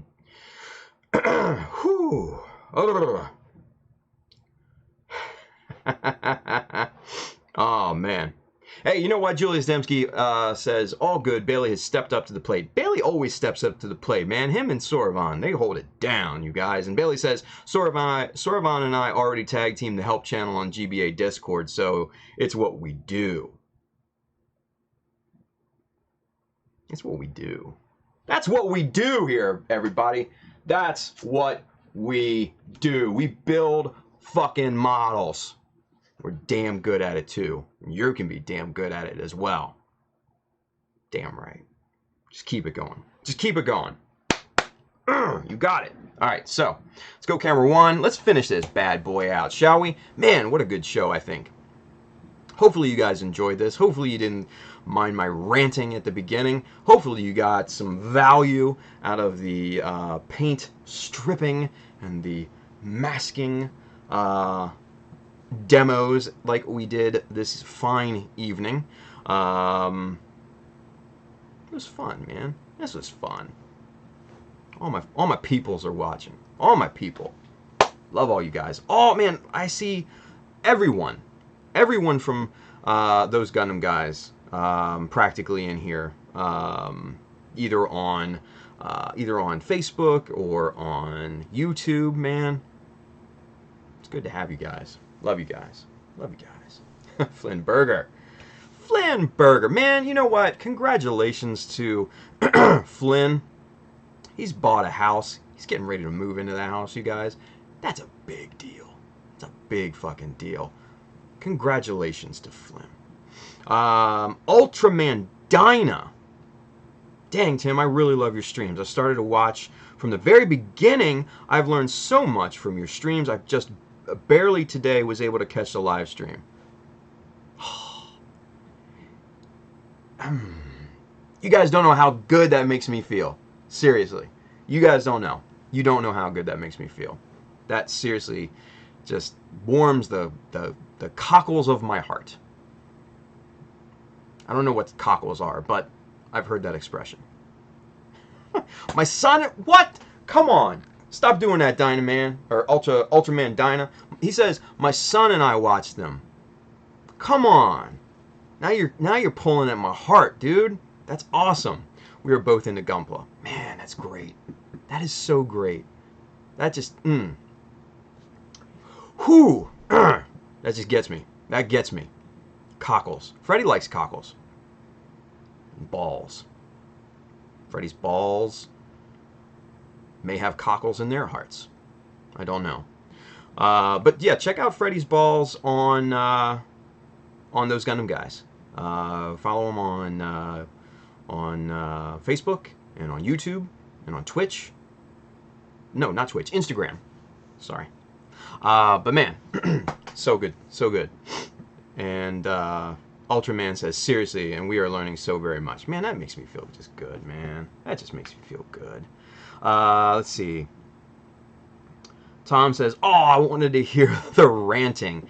Man, you're late, brother. You're late. Tom Mara, you guys. He cleaned it up at SCGMC. He beat your boy. He did. He beat me. He took best of show at SCGMC. Don't think I missed that, Tommy. Don't think I missed that. He beat me. He beat the Ozymandias. Damn it. But honestly, I wasn't even going to enter the competition anyway. Clem and those guys had to twist my arm and make me enter. So I'm not mad at it. I'm not mad at it. I'm more happy for Tommy. I'm more happy for him, man. That was great. I'm happy for him. 5 freaking awards and best of show? Pfft. Oh, I didn't know that. Expert isn't eligible for best of show. Well, damn. No, I don't feel so bad. Still love you, Tommy. Still love you, brother. Tommy's good people, man. When we went to Japan in 2016, if you guys happen to remember, our flight was delayed, and we got stuck in San Francisco for the night. Tom was the only one nice enough to come out and take us to dinner. And man, I can't say enough good things about Tom. Met him, you know, at SCGMC several years ago. Met his wife for the first time. Man, she's a badass chick, man. She does roller derby. What? Roller derby? Yeah, that's still around, you guys. That's a tough ass sport too. She's a badass. So, Tommy, man, love you, brother. Love you. All right. Oh boy, oh boy. Jeremy Zhao. Met him for the first time. Good people there too. Nate Millis. Man, what a solid group of fucking people. I'm telling you what. Jeremy's just like, what? I missed it too? Yeah, man, check it out. Rewind it on YouTube, rewind it on Facebook, rewind it on Twitch. You guys will see. It'll be there. You can watch it at a later date. You can be interested in it. You might agree with me. Who knows? Ultraman Dyna, you have literally saved me a lot of money now that I know to use alcohol for paint stripping / cleaning my Iwata airbrush. You are saving my Mr. Hobby thinner too. Oh, dude, yeah. That's what I use in my Iwata. All the time. Merritt Philbin is here. He's working on his amazing new workspace. If you don't follow Merritt on Instagram and on Jesus, my throat's getting dry. Anyway, if you don't follow Merritt on Instagram and on YouTube, you're missing out. He does some really good videos, like high quality fucking videos. You guys check him out. Really good builder. Really good builder. Anthony says, hopefully all falls through and we get a SCGMC from Bailey and them boys down in South Carolina. I hope so too. That would be fun. That would be fun. Let's see. New comments. What are the new comments? Let's see. Tom, you're killing me, brother. Tommy Mara. He says, you're the best, Tim. Heart. Aw, you guys. No. Playing. Jeremy Jow agreed. It was great meeting both of you at the show. Man, Jeremy's good people, dude. Alright. Guys. It's about that time. I know. I don't want to go either. But I have to. It's midnight here. It's been a show. It's been a show. I thank you all for watching. It's been an amazing show for you guys. Well, for me. With you guys. You guys are awesome. I love each and every one of you. I consider you family. I really do. So thank you for watching. Thank you for being on this weird, strange trip of model making and everything. Thank you for listening to my ranting and my passion for this hobby. Let's close this out. If you want one of these kick-ass Mecha blackout shirts, go get you one. We also have them that says Gundam. Another one says Xeon. Good stuff. Good stuff. We also have hats too. The hats are nice. I got a hat. Julius Dembski, Tim, great to meet you at SCGMC. You look younger in person. Do you mean I look old on here? How dare you, sir? I'm fucking with you. I'm fucking with you, Julius. It was great to meet you too, brother. Thank you for that shirt. I'm rocking it, by the way. I'm rocking it. So, the tools. Like, shit, I dropped it. Like Bailey had mentioned, the tools and stuff here, like the masking tape and all that good stuff, can be found on the Amazon link down below. Over here, if you're on Facebook. Go check that stuff out. Buy what you need. It's already sourced for you, so you don't have to go searching around and all that crap and get the wrong thing, potentially. You can find books. You can find gear for streaming, all that fun stuff there, too. So go check that out. It means a lot. So, boys and girls, thank you for watching. Like I've said many times before in the stream, I love each and every one of you. I really do. Hope you all come back. And with this being Thanksgiving weekend, I don't honestly know yet if we're going to have a stream on Wednesday or not. Because we got family coming in and all that, so I'm not sure if I'll be able to swing it.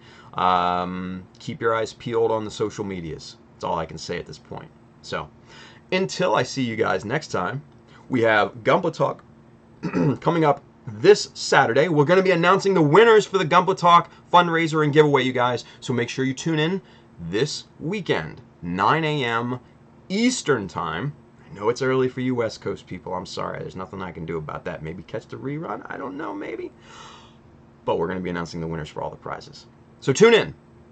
Shall you? I think so. All right, guys. Hey, good night. I'll see you guys next time. Bye.